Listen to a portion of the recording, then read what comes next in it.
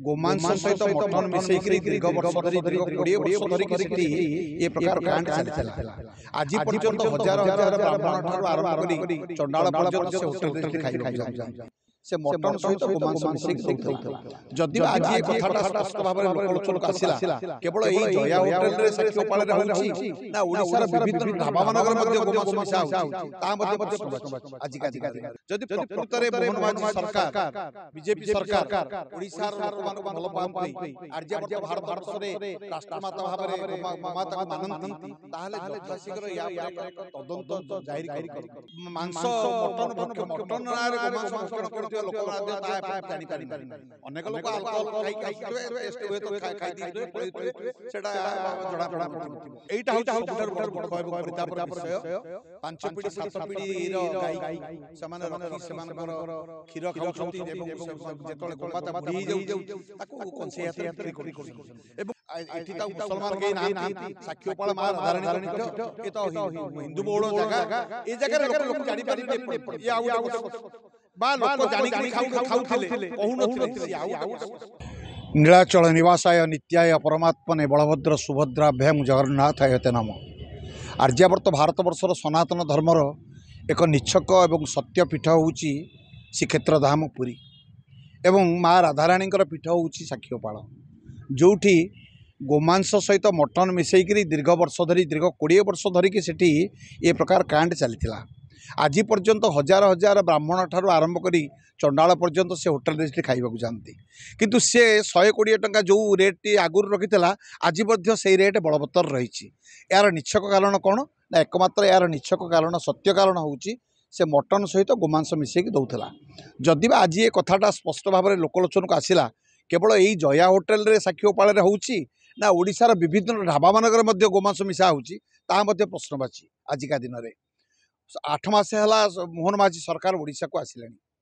एपर्यंत प्रक्रियाकरण आरंभ ही नहीं जेहेतु सबु राम भक्त माने घरे गोमाता रखी पूजा कर आग गोमाता पशिला नंदी पशिला मोहन माझी से घर भीतर को जाइछंती। जदि प्रकृत में मोहन माझी सरकार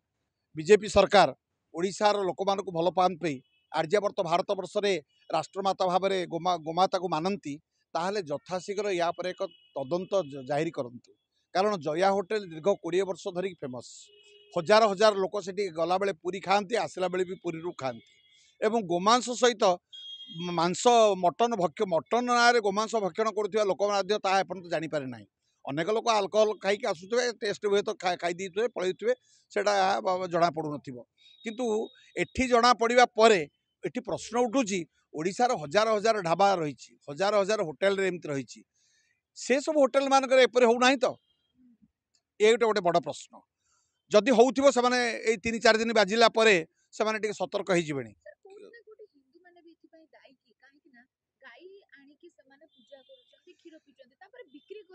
हाँ एटा होउची सबुठार बड़ दुख एवं परितापर विषय। 5 पीढ़ी 7 पीढ़ी रो गाई को से माने रखी से मानकर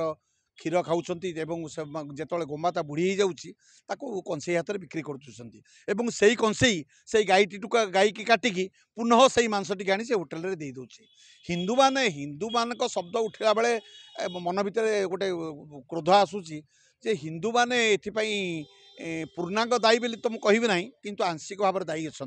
कारण जो मैंने खाऊले जो मैंने बस उठ करुले एठी तो मुसलमान कहीं नहांती साक्ष्यपाल माँ राधाराणी पीठ ये तो हिंदू बहुल जगह ए जगह लोक कमी जापारे एपर्यंत ये आ गए प्रश्न बा लोक जानिक खाऊले कहून सी आ गए प्रश्न। तेणु एपाई तदंतर आवश्यकता अच्छी एवं हजार हजार ढाबा हजार हजार होटेल गोमांस सहित मटन मिसैकी दबाटा मु विश्वास करुच्छे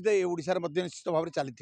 जया होटेल धराहबा पर सीना एक प्रश्न आसला अन्य होटेल गुड़ाक धरा जाऊ अन्य होटेल मानक ए प्रकार होता एक एड़ाई दिया जाए।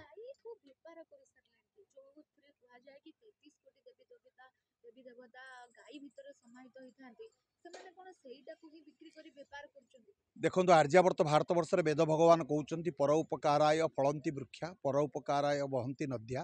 परोपकाराय दुहंती गाव परोपकाराय सज्जन कुरंती। गाई गोटे एमिति माँ जी निज देहरु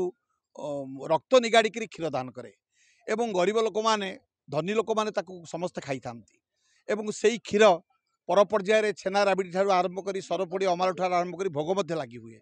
आर्यवर्त भारत वर्षर सनातन धर्म रे गोमाता को राष्ट्रमाता रूपे ग्रहण घोषणा करने बहु वर्ष धरी आंदोलन चली एठी कंसेईखाना हो पार ना एठी गोमाता कटा जा पार ना ये कथा बहु आंदोलन पदयात्रा सब हो सारा किंतु ता सत्वे मध्य गोमाता को हिंदू मैंने बिक्री कर दौरान बुड़ीगला बिक्री कर दौरान ताकू मुसलमान मैंने काटिक आणिक होटेल रे पुणी दौरान हिंदू मैंने खाऊं हिंदू मैंने खाई जापार ना टेस्ट ये आउ गोटे प्रश्न तेणु एटी प्रश्न उठुची एथिपाई आमे समस्ते दायी समस्त की दायी कला बेले जो माने ये होटेल करी बिक्री करुले सरकार दृढ़ कार्यानुष्ठान ग्रहण करूँ। मोहन माझी यथाशीघ्र दृढ़ कार्यानुष्ठान ग्रहण करोशार हजार हजार होटेल और ढाबा को सीज करूँ। कौ होटेल रे कौन बिक्री होची किभली भाव में बिक्री होची खाली जया होटेल धरा पड़गला से प्रश्न नुहे। जया होटेल को तो संपूर्ण भांगी दि जाऊ सबुदिन बंद कर दि जाऊ ना जाली दि जाऊ जहाँ भी गोटे हो कारण आम एक शुणिला आम देहरे गोटे लाल टुकटुक रक्त बहुची जे हे गोमाता पर घरे रही ता भात डाली तोराणी पी ताकू क्षीर दान करी शेष तारी होटेल को आसी तू मांस ही बिक्री हेलु ए कथा शुणिला केमती गोटे लगुच। आशा करुचु आगामी दिन में मोहन माझी सरकार निश्चित भाव में यह पदक्षेप नेबे एवं हजार हजार होटेल को तदंतभुक्त करी निर्यास तत्व सारा ओडिशावासी जनइबे। जय जगन्नाथ।